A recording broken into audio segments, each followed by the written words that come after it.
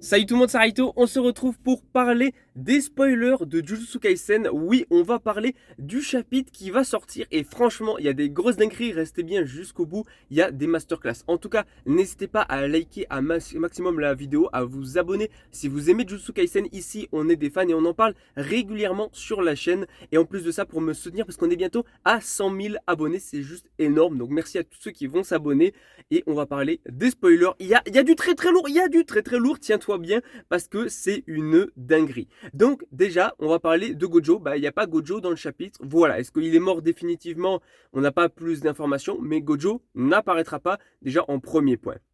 Attention, attention, attention, parce qu'on va avoir un autre combat qui va se teaser, c'est Akari contre Urome. Donc là, on va avoir aussi un duel qui va être assez palpitant, je pense, entre deux personnages quand même très forts de Jujutsu Kaisen.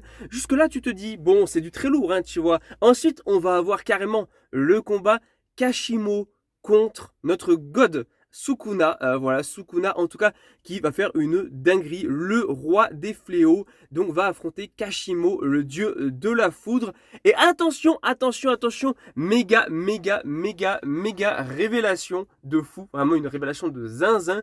On va avoir tout simplement Sukuna qui va utiliser l'une de ses armes de l'époque. Et oui, on avait donc du coup le cadeau de Yorozu qui va enfin être utilisé. C'est une arme du coup qui permet d'utiliser des sorts de foudre. Donc c'est assez marrant parce qu'il utilise une arme de foudre sur le dieu de la foudre. Voilà, donc si jamais il le bat en utilisant de la foudre alors que le mec en face est le dieu de la foudre, ça montrera encore plus la suprématie Sukuna. Mais le combat déjà s'annonce très très lourd et on verra un peu plus les capacités de Kashimo. Mais attention, parce que la plus grosse dinguerie du chapitre, c'est pas ça du tout. Ça c'est qu'un petit avant-goût de ce qu'on va avoir puisque à la fin du chapitre, Sukuna va récupérer sa forme d'antan, sa forme de l'époque, sa forme originale. Oui, je parle bien de Sukuna avec ses 4 bras. Et oui, je parle bien de sa forme ultime. Et donc, ça confirme ce que disait Gojo.